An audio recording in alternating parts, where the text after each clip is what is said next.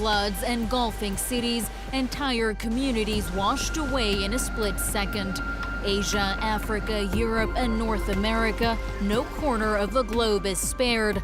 Towns devastated by floods are now offering a glimpse into how others can rebuild and prepare for the next disaster.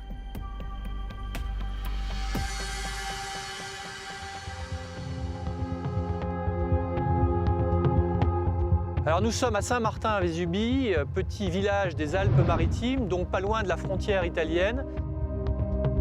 C'est un village qui est particulièrement bouleversé, meurtri.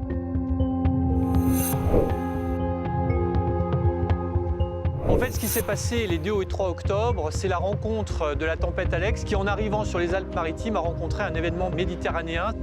Ça a créé un véritable choc météorologique avec des vents violents et surtout 600 mm d'eau en 12 heures, c'est-à-dire 600 litres d'eau par mètre carré. C'est considérable. Vous avez un flux hydraulique, des laves torrentielles, c'est-à-dire avec des matériaux, des rochers, des pierres. Les dégâts créés par cette tempête sont les plus importants en France métropolitaine depuis la Seconde Guerre mondiale. Il y a eu effectivement des victimes, 10 morts, 8 personnes toujours portées disparues. Un an plus tard, beaucoup de travaux ont été entrepris. La zone de risque qu'on a délimitée est une zone maintenant inconstructible. L'eau doit pouvoir circuler et on le fait à travers à la fois l'aménagement des lits de la rivière, mais aussi à travers le rétablissement des infrastructures, des ponts plus longs, mieux positionnés, maintenir la largeur la plus importante possible au lit des rivières. On fait des protections de berges, effectivement, pour que les berges tiennent. On gérera cette reconstruction avec l'eau et pas contre l'eau. So the world is drowning, but where does all the rain come from? As the climate changes and temperatures rise, more water gets evaporated and stored in the atmosphere, which can then unleash torrential rains, even a month's worth of precipitation in the span of just hours. In Europe alone, the maximum amount of daily rainfall has increased by almost 20%. Such weather events are also becoming more common. The climate crisis having made deadly floods in the continent up to 9 times more likely.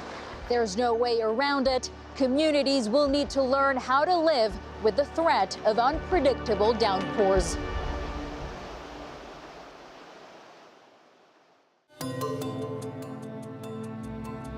Paris, toute l'agglomération parisienne et jusqu'à l'Île-de-France fait l'objet d'une attention particulière. C'est une ville à protéger impérativement parce que c'est la première région économique en France. Si nous sommes à 1 heure de Paris, on peut considérer cette zone comme une zone tampon. Pour protéger Paris des crues, donc Seine-Grand Lac a construit 4 grands lacs réservoirs de 800 millions de mètres cubes. Aujourd'hui, on va construire un 5e lac réservoir. Dès que le débit de la Seine au niveau de Montereau dépasse 700 mètres cubes secondes, on a une alerte qui est déclenchée et le barrage, ici, le réservoir, va commencer à se remplir. Donc on vide la Seine d'une partie de son eau. Évidemment, quand on aura une phase de remplissage, il y aura un système d'alarme qui va permettre l'évacuation immédiate du site. Le remplissage se fait par pompage en 96 heures. Une fois le réservoir rempli, on aura une phase de restitution de l'eau à la Seine. C'est malin, c'est un système qui est assez ancien, qui a démarré après la crue centennale de 1910.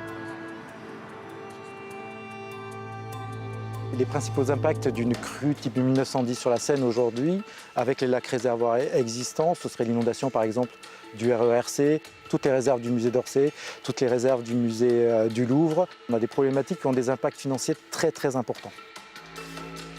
Le 5e réservoir qui va être construit ici permettra de rajouter jusqu'à 55 millions de mètres cubes de stockage supplémentaire. On abaisse l'impact d'une inondation à hauteur de 65 cm avec les lacs existants et 30 cm de plus avec le futur projet de Seine-Grand Lac. Ces 30 cm d'eau, on estime par exemple que c'est à peu près 70 millions d'euros de dégâts évités chaque année en cas d'inondation.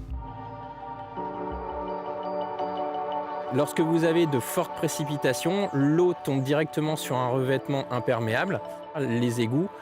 Les égouts, s'ils sont suffisamment dimensionnés, absorbent ce débit d'eau Et lorsqu'ils ne le sont pas suffisamment, ça crée un phénomène d'entonnoir et ça déborde. L'idée, c'est vraiment de capter l'eau en amont. Je suis assis sur un béton drainant hydromédia qui va absorber l'eau et la laisser s'infiltrer avec la vitesse du sous-sol naturel, comme un gruyère ou une éponge. Donc le camion derrière moi va déverser une certaine quantité d'eau. On va essayer de se rapprocher au rythme d'un orage. Vous aurez l'impression d'une flaque qui va se créer, qui va disparaître instantanément. On est capable d'absorber une quantité d'environ 100 litres mètre carré seconde. Il n'y a que du caillou et de la pâte cimentaire qui liaisonnent les grains entre eux et laissent énormément de vide à l'intérieur. Donc sur un revêtement imperméable, vous aurez l'impression d'avoir une rivière qui va s'écouler lorsque le camion va déverser l'eau. L'intérêt d'avoir des revêtements drainants permet déjà de casser le ruissellement. Ça peut éviter de grosses rivières qui peuvent se former en ville parce que toute l'eau arrive d'un seul bloc. Les inondations, on ne va pas sortir la solution miracle qui va tout révolutionner. Par contre, c'est un contributeur pour limiter ces risques d'inondation et améliorer la gestion de l'eau.